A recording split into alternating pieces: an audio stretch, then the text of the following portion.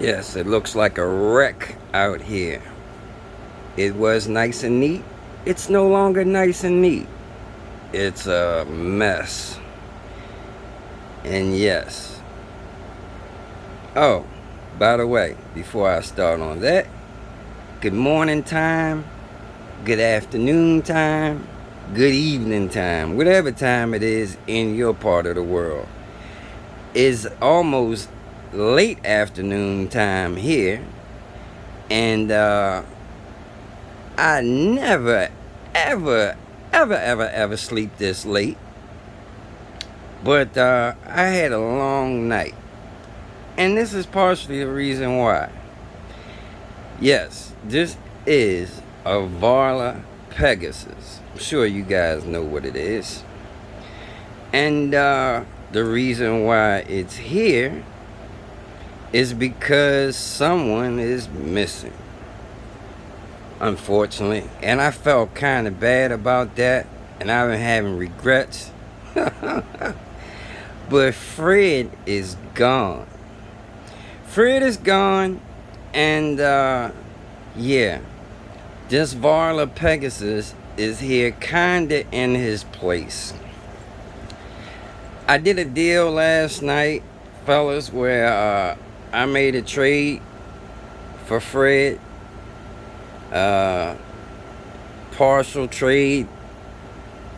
And part of the trade was this Varla Pegasus and a few dollars.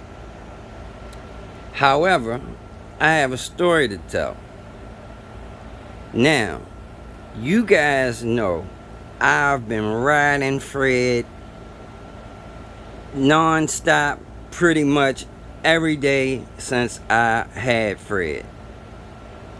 And all of a sudden, last night, when I went to do this deal, make this trade, Fred started acting like a fool. I mean, I've had no issues with Fred at all. None. Fred has been a very good bike. But immediately, when this guy rolled up to get Fred, first, it should have been a sign that the guy couldn't find me, so that was a problem.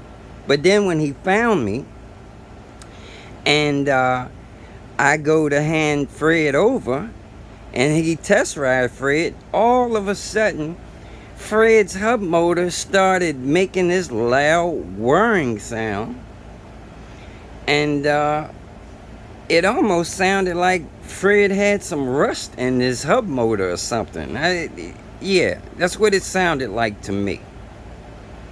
So I went and sprayed some WD-40 on the chain because the chain had also rusted a little bit because Fred got wet the other day when it stormed. I had him sitting outside my little work area under this tent, and he got rained on. Now we all know these bikes are supposed to be waterproof, so I doubt very seriously that the rain allowed water to possibly get in Fred's hub motor. But what I do think is happening, and reason why I'm making this video, in case anyone else possibly does the same thing, I'm gonna get a little bit scientific on this one, fellas. But I believe leaving electronics and these bikes outside in the type of weather that we've been experiencing in the last month or two is not a good thing, even if they're protected. You see, I got Frank over there with the cover on him, so he can't get wet directly. And even out there, as you can see out there, I had the juice bike out there, and he's underneath of that tent thing. And even when I had Fred outside, he was underneath of that umbrella. Now, so they couldn't get rained on directly. But what I think is happening is it's hot as hell in the daytime. Like right now, it is scorching. It is scorching out there. It's about 92, 93 degrees today. But at nighttime, it gets dramatically cooler. I mean, almost down to like, 70s, high 60s. And not only that, with this crazy end of the world weather, as I call it, the last days, because, man, I don't want to get into that, but I honestly believe we are in the last days, just because everything is so crazy. Look at that damn gecko over there on the wall. Just crawled out from there. But anyway, yeah. So what I'm thinking, now I can't get it back. What I'm thinking is, because it's so hot in the daytime and it's cool at night, I'm thinking condensation may be developing inside of these hub motors and inside of other electronics. Because not only that, the charger that I charge Fred with also started giving the guy a problem. Now, as you can see, I got outlets and stuff out here, because I've been leaving stuff out here. I even got my TV out here for when I'm working on bikes. So if this little scientific theory I'm having is true, my TV may go on the zap, and some other things may experience some problems. Because like I said, I believe when it gets cool at nighttime, and then it gets warm as morning approaches, dew develops. A lot of times when I come out here, normally I'm up early. I come out here early in the morning, 6:37 a.m. There's dew on the grass, and there's always some moisture, like on the metal and stuff. So I'm just wondering, is that allowing condensation to develop inside of places that water shouldn't be able to get? Now, it doesn't have to be an open seal where water can physically get into a hub motor. But if there is a huge temperature swing and there's a lot of humidity in the air, and humid it is. It's so humid right now. I mean, I just got out of the shower and I came out here and I'm sticky, icky, because of how nasty it is out here from the humidity. Now, anyway, man, this situation is a little embarrassing and frustrating as far as Fred goes, because the poor guy, he had some problems with Fred, and I told him last night, because the problem was intermittent. It didn't constantly do it. It just blinked in. It would act up for a minute or two, and then it went away. And it went away long enough that the guy was like, okay, I think it's fine. And he took Fred. And I made a joke. I told him that I think Fred doesn't want to leave home. And I honestly believe that. I was like, Fred don't want to leave, so Fred is just acting a fool, so you can say, never mind, I don't want to do this, and you leave him. That's honestly what it felt like, man, because I honestly did not want to let Fred go. Me and Fred have a relationship. I have a relationship with all my PEVs, man. That's why they have names. They, you develop bonds with these guys, man. At least I do. You might not give a shit about yours, but I love mine. So, yeah, man.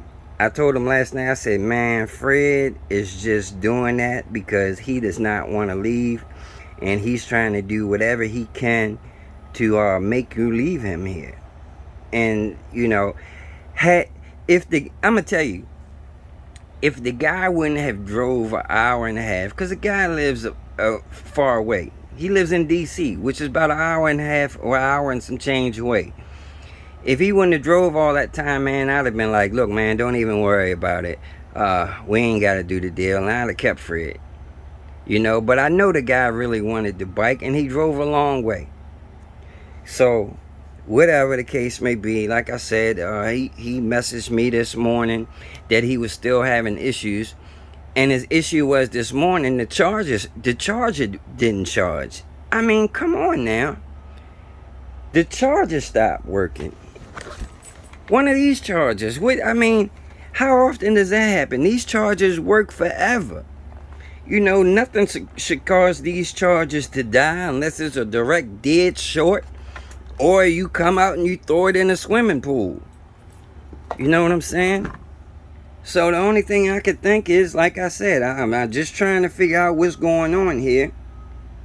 And I'm thinking, due to this huge temperature swing, that condensation is possibly developing in this stuff. And if that's the case, man, I could end up doing a lot of damage to these bikes out here unknowingly.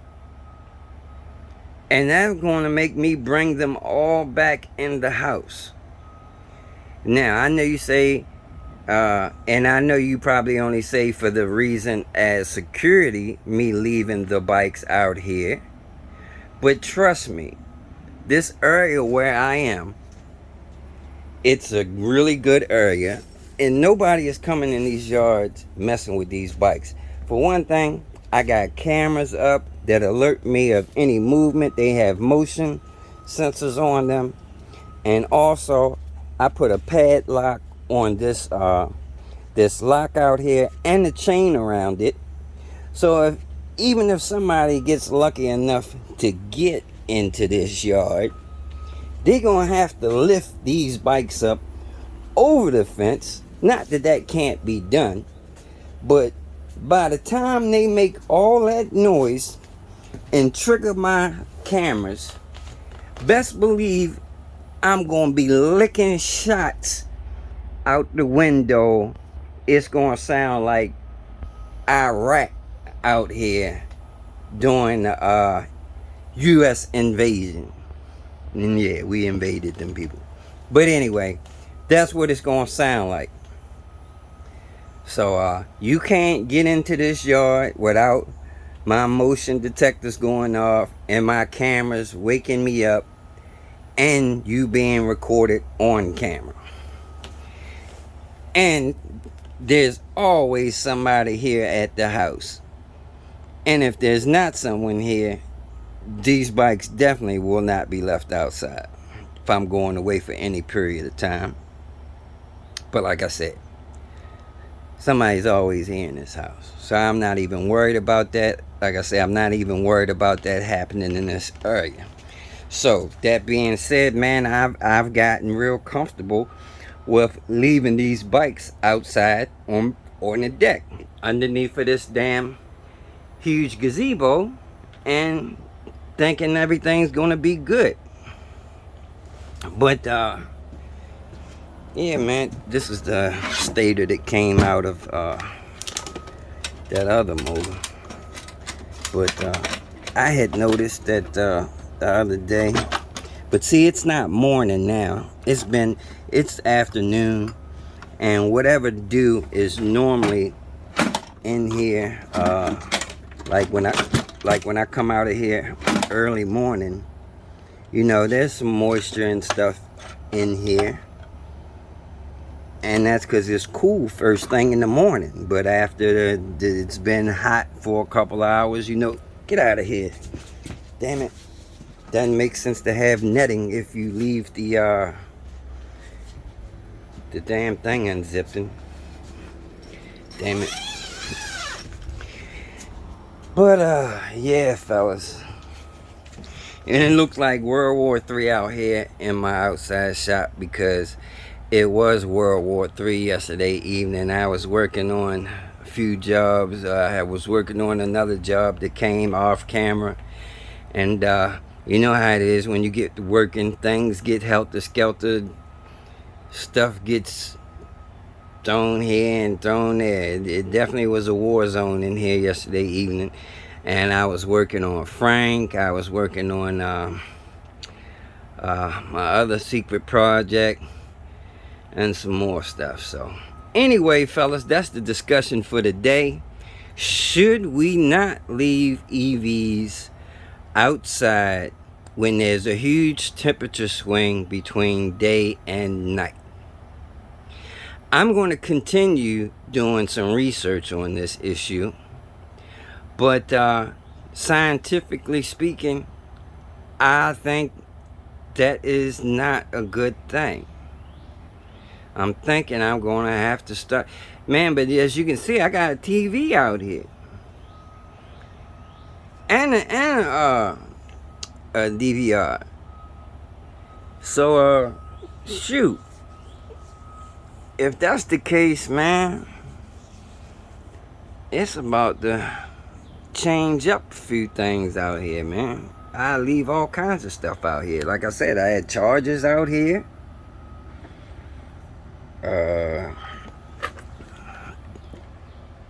This charger is completely sealed, just like the other one. And I can't see water getting in this charger, even if it was left directly in the rain. But I can see condensation developing on the inside. You guys let me know what you think about that little theory. Put it in the comments section. Is that even possible? If I got some scientists on my channel, let me know if that's possible, even though I honestly believe it is. And in the meantime, I ain't even really get to talk about this guy, man. Because at one point, I had told the guy, man, look, man, just bring Fred back. Fred wants to come home. Just bring him on back and, you know, take the scooter back and the money or whatever. But I think he's going to end up keeping Fred because there's nothing wrong with Fred. And even if Fred does have an issue because of this, you know me, I'm going to make it right.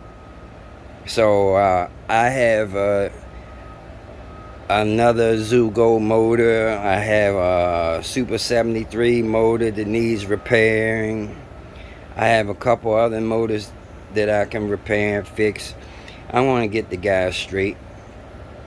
And I think he's looking, I don't think he's looking to stay stock anyway. But he needs transportation. So at some point, I feel like he is going to upgrade. And he really needs to put a direct drive on Fred. We all know what a direct drive can do for a Zugo. Frank will tell you if you don't know. But you don't have to 72 volt it. You can put a direct drive on any stock fat tire e-bike. And that alone, to me, I'm a direct drive fan. I'm a fan of direct drives.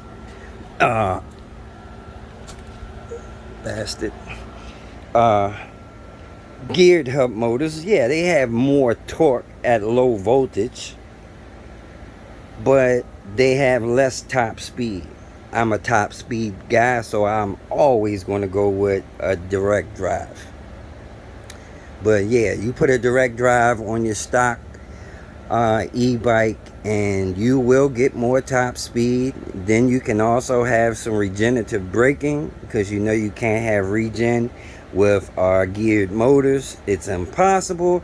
Just like you can't have regen on most, and I have to say most now because they've done some things with new technology, but mid drives for the most part, with all e-bikes that have a free wheel in the back.